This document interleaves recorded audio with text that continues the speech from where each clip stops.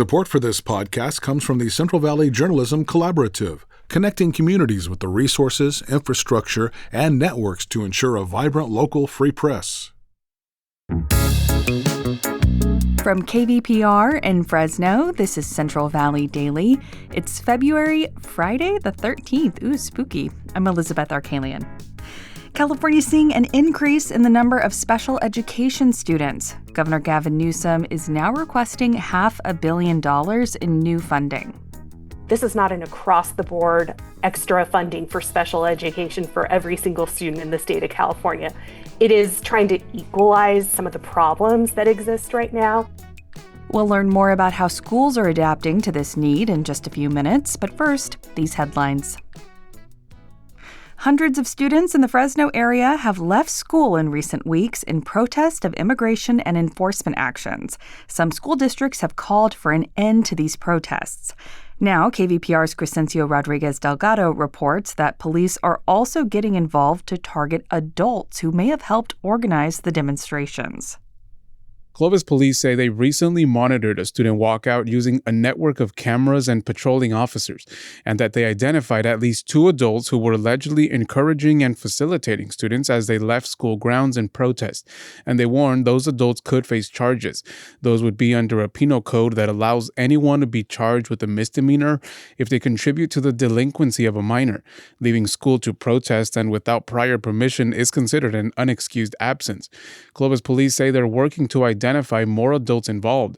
Separately, the Clovis Unified School District is also working to identify students who participated in the protests without proper authorization.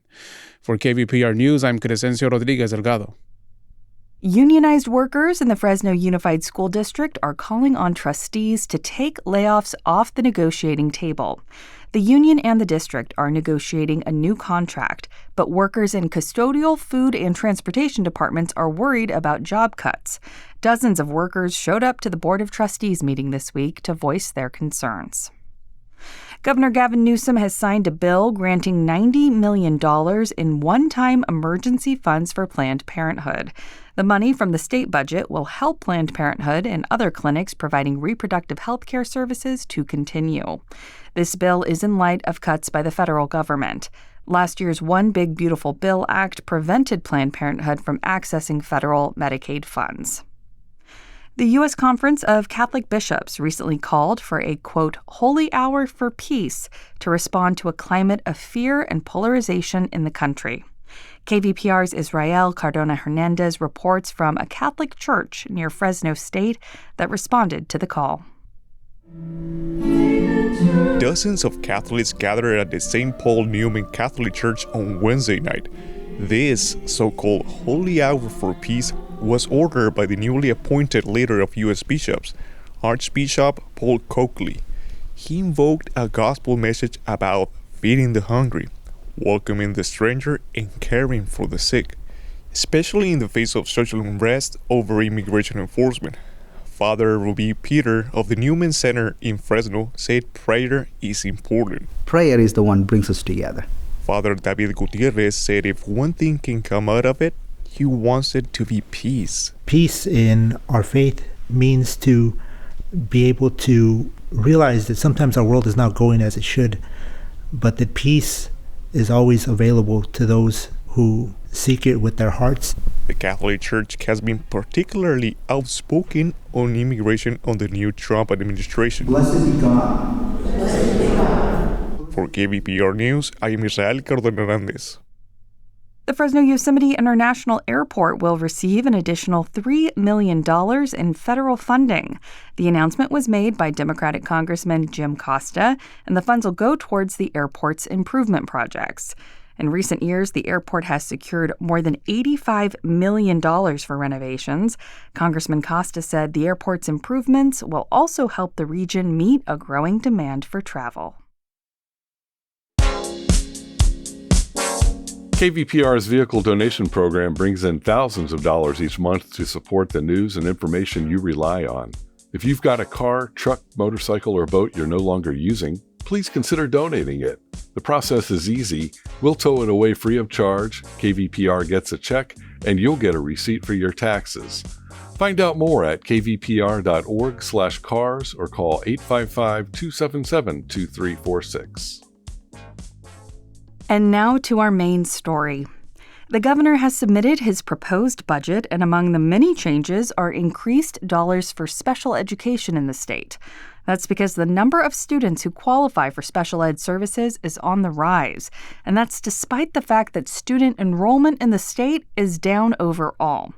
To figure out why special education's increasing and how school districts are scrambling to adapt, today we're speaking with Emma Gallegos. She's a Kern County-based reporter with our news partner EdSource. Emma starts out our conversation by first explaining how students qualify for special education these days. There's a wide variety. It encompasses everything from, if someone has some kind of like visual or hearing impairments to learning disability, like dyslexia, autism, ADHD. Those are some of the ones that have become more common. So there's quite a range. There can also just be developmental disabilities. So there's quite a range. Now, what about students? I know some students qualify as ED or emotionally disturbed. Those are often students who have really aggressive behavior or severe emotional issues. When we say special education is growing, does that encompass all types of these behaviors, or is that more specific to maybe a learning disability? Yes, so that encompasses all sorts of behaviors. Some of the ones that I've been hearing anecdotally the most growth in is students with autism. That has been growing. Also students with ADHD. There's quite a bit of growth across the board, but those are the ones that I'm really hearing the most about. But then, I also hear more about students who are coming in with an emotional disability, which is how that's referred to now, or, they have some kind of trauma or other issues. And so when you think about a disability, sometimes you think of someone who might be like in a wheelchair or something like this, but it can also be some students who are having some emotional issues that affects their ability to get an education. So they qualify for these other resources. So, yeah. Sure. Now, you recently reported that California schools have seen a significant increase in the number of students who qualify for special education services. Do we know if there's anything in particular causing that increase?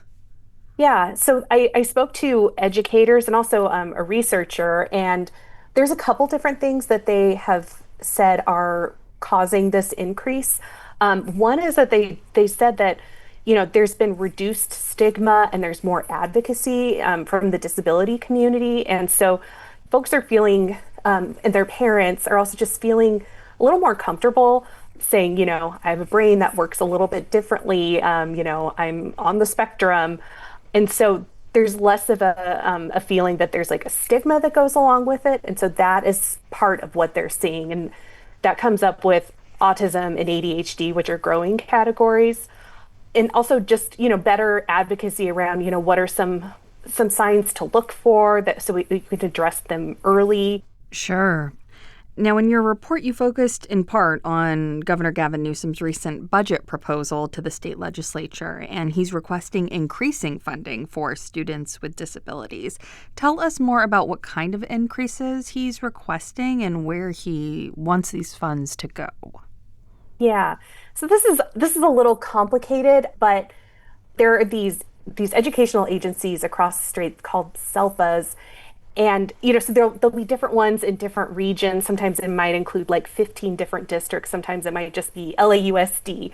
And there's been some long-standing issues, for probably like since before I was born, that some of these had double the funding per student that others did. There were just these huge inequities that they've been trying to solve for a long time. And so what the governor was proposing was to try to equalize that funding so that each of these different agencies are getting the same amount per student as, something that might, an agency that might be next door.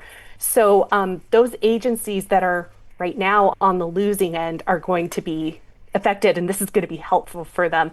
But this is not, all that to say, this is not an across the board extra funding for special education for every single student in the state of California. It is trying to equalize some of the problems that exist right now. And, I spoke to some folks who are going to be getting more money because of that. They're very happy about that. Of course, this is a proposal. This is not final, but they said this doesn't solve our problems, but this is extremely helpful for addressing some real issues that we're facing right now. In your reporting, you specifically highlighted the special education needs of McFarland Unified School District in Kern County. Tell us about what's happening there. So I spoke with the superintendent in McFarland, and I had spoken to him at the beginning of the school year, and he said he was just scrambling and trying to figure out how to make sure that all the students who, qualify for special education were getting the services they need. He said it was really tricky and last minute because that's a school, like many school districts in the state, where either, enrollment is going down. It's just kind of been going down a little bit there, or certainly not growing. And so he was caught off guard that there were so many more special education students. He needed to find a new teacher. He needed to find paraprofessionals who could support those teachers. He needed to make sure that there were classrooms that were accessible for these students. So I looked at the data, and over time, the number of special education students has almost doubled at the same time that enrollment is going down. So that was just a really good illustration of what's happening in these districts and what's happening at the beginning of the school year when you get more students that you had really planned for. Yeah, or the diversity of needs, ebbs and flows. And just to quantify this for listeners, enrollment's dipped by about 200 students in the last 10 years. And it went from having about 250 students who needed special education services to 450. So like you say, practically doubling despite less students overall, which really shows an acute need. Now, in general, with this budget proposal from the governor, can educators push for this and lobby for increased funding before the final budget's approved? Because it's just a proposal right now, so there's no guarantee, even if there's a need, that legislators will see it as worthy when there's so many competing needs in the state. Right. Yes, educators can absolutely lobby, and I know some of them who are. Mm-hmm. This is just a proposal. And so there's a chance now to, for anyone who cares about these issues to lobby on behalf, absolutely.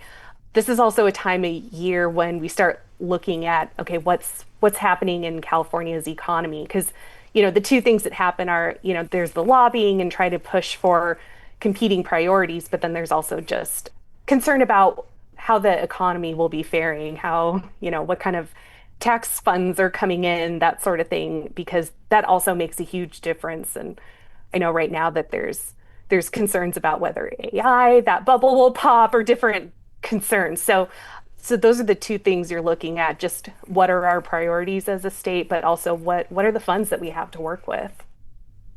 Emma Gallegos, reporter with our news partner, EdSource. Thank you so much for taking the time. Sure. Thank you so much, Elizabeth. And that is today's show. If you have feedback or a story idea, don't hesitate to reach out. It can be education related or on any other topic.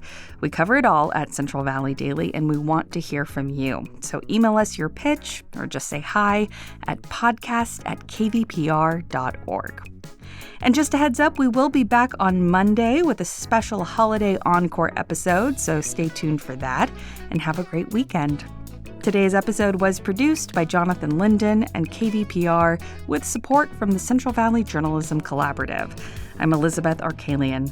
Find the latest local news anytime at kvpr.org.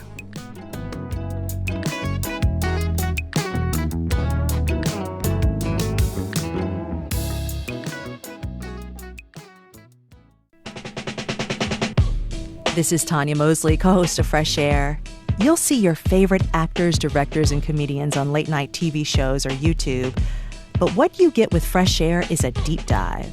Spend some quality time with people like Billie Eilish, Questlove, Ariana Grande, Stephen Colbert, and so many more. We ask questions you won't hear asked anywhere else. Listen to the Fresh Air podcast from NPR and WHYY.